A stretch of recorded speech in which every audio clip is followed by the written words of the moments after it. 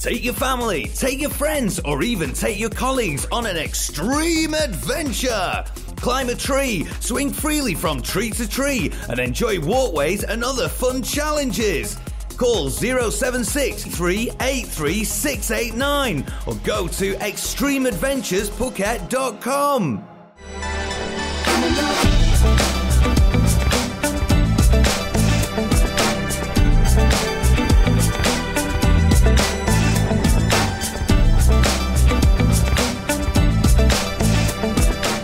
Anti-government demonstrators were out in force earlier this week and were even felt in the heavy tourist hub of Patong.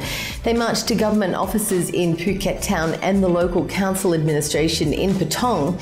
The protests on the island were fuelled even further after the grenade attacks in Bangkok on Friday and Sunday killed a man from Phuket and injured dozens of other anti-government protesters.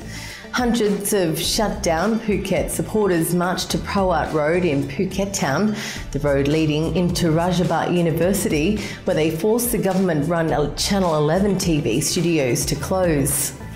A proposal to build a 23-kilometre road parallel to Tapkasetri Road from the airport via Saku to intersect with the bypass road has reportedly been reintroduced.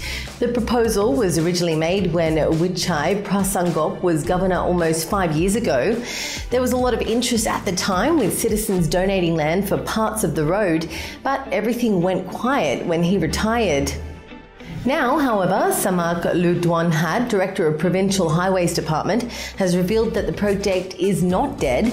Consultants have now been hired to look into the feasibility of cutting the new road, originally estimated in 2009 to cost around 400 million baht, excluding the cost of land. 4 underpasses are a crucial part of the plan to ease traffic on the island. 2 are underway now next to Central Festival and Tesco Lotus at Samkong intersection. The owner of a 10 million baht vessel is licking his wounds.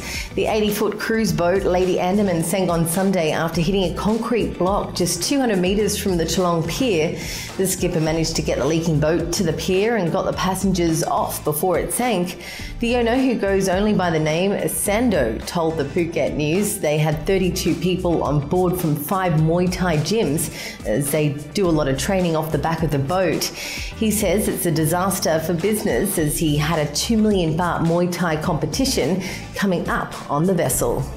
It was announced this week that the funeral of well-known Phuket expat Paul Norris, otherwise known as DJ Doris, will be held on Monday the 27th of January in Scotland. Following that, a celebration of Paul's life will be held on Wednesday, February 5th from 7:30 p.m. at the Irish Times pub in Junsilong, where Paul hosted the weekly pub quiz for around 4 years. The 45-year-old was killed in a motorbike crash on January 12th and had lived in Phuket on and off for around 17 years. The funeral of a Phuket man, Prakong Shujan, the anti-government protester who died of injuries sustained when a grenade exploded during shutdown Bangkok marches on Friday. His funeral was held Wednesday in Patong, which attracted around 3,000 mourners and anti-government supporters, which was followed by a rally around Phuket in his honour. The 44-year-old minibus driver had lived in Phuket for more than 20 years. If you're getting a cab from Central Festival, you'll now be able to easily identify whether it's legal or not. The taxi and tuk-tuk group at Central, whose leaders were arrested by the DSI in September last year on conspiracy charges, has officially been registered as a cooperative. From now on, their taxis will have green plates with the cooperative's logo on the front door, a registration number from Central Festival on the back door, and the 1584 complaint hotline number on the back of the car. And good news for shoppers, they've also agreed to give a 10% fare discount if they spend more than 500 baht in Central. The shutdown Bangkok protests are now having some indirect effects on Phuket. Big C Supercentre in Patong's Junsilong says it's experienced problems transporting goods and materials from Bangkok to the store. Some products, particularly food items, are currently out of stock. Tesco Lotus and Macro say their stores haven't been affected in Phuket. A 51-year-old Swedish tourist died this week after losing control of his motorbike, hitting a crash barrier on the airport road.